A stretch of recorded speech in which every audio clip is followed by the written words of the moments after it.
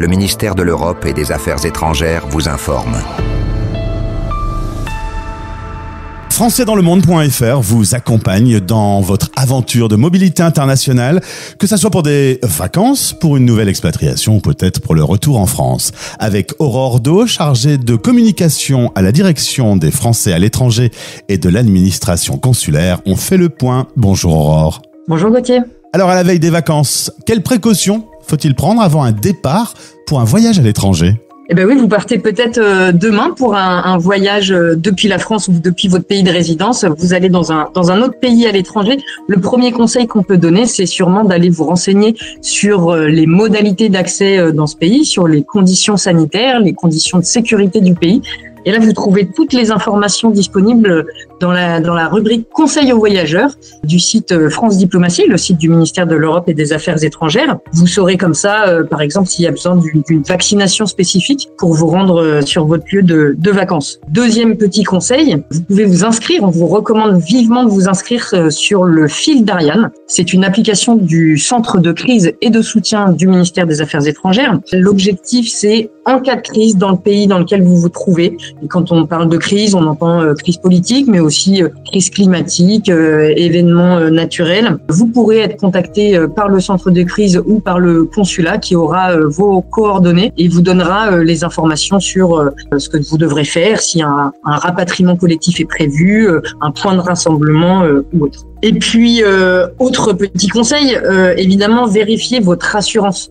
C'est très important de savoir si, en cas de pépin, un petit pépin de santé, vous vous rendez à l'hôpital, est-ce que vos frais de santé seront bien couverts à l'étranger? Ça, c'est important à vérifier. L'autre point à vérifier, c'est également votre assurance rapatriement. Est-ce que vous êtes couvert par votre assurance habitation, par exemple, par l'assurance de votre carte bancaire? En tout cas, l'assurance rapatriement, elle est indispensable. Un rapatriement par avion sanitaire, pour information, en cas de gros pépins, c'est 80, 100, voire 200 000 euros en fonction des conditions. Donc, ça alourdit légèrement le budget vacances, n'est-ce pas? Et dernier point sur lequel on appelle la vigilance de tout le monde, c'est le respect de la législation locale.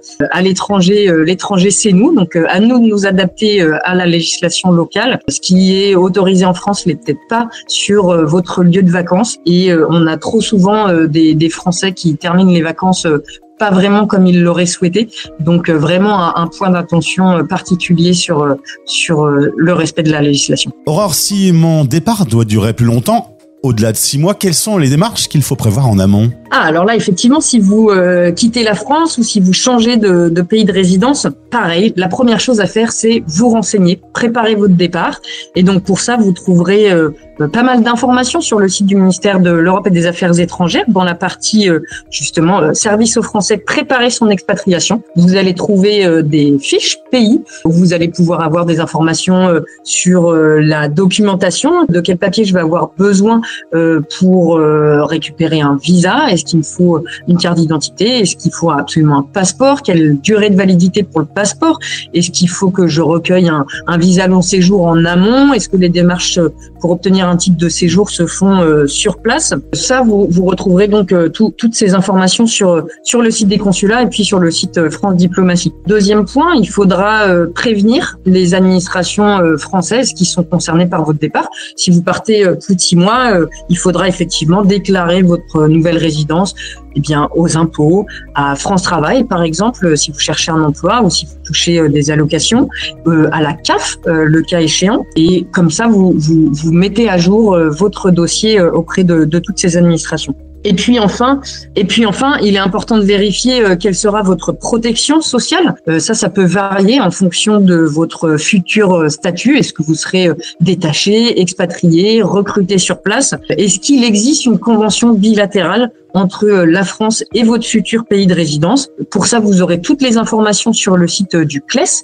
CLEI2S. Également, en matière de fiscalité, vous aurez les informations sur les conventions bilatérales entre la France et votre pays de résidence en matière de fiscalité. Est-ce qu'il y a bien une convention de non-double imposition? Est-ce que vous devrez déclarer vos impôts en France et dans votre pays de résidence, uniquement en France ou pas. Et là, vous aurez les informations sur le site de la DINR, la Direction des impôts des non-résidents. Alors ça y est, une nouvelle aventure débute en mobilité internationale. Une fois qu'on est sur place, quelles sont les démarches à ne pas oublier ? Alors une fois que vous êtes installé, une fois que vous êtes arrivé, que vous êtes en règle par rapport au droit du séjour local, nous on recommande évidemment au ministère de vous inscrire sur le registre consulaire. Alors l'inscription, elle est très facile, elle se fait en ligne sur le site servicepublic.fr. C'est une démarche qui est gratuite. Elle est non obligatoire, mais on la recommande fortement pour vous signaler auprès du consulat, pour indiquer votre présence. Ça permet, en cas de crise, au consulat de savoir que vous êtes dans le pays.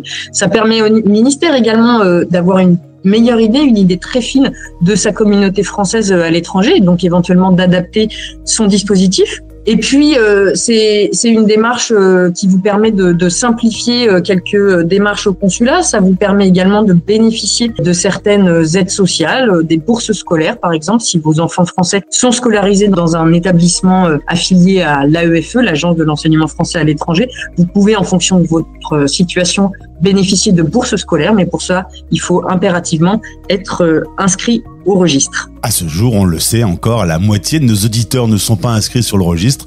On ne peut que les inciter à le faire. Effectivement. Aurore, dernier sujet, l'été c'est peut-être le synonyme d'un retour en France.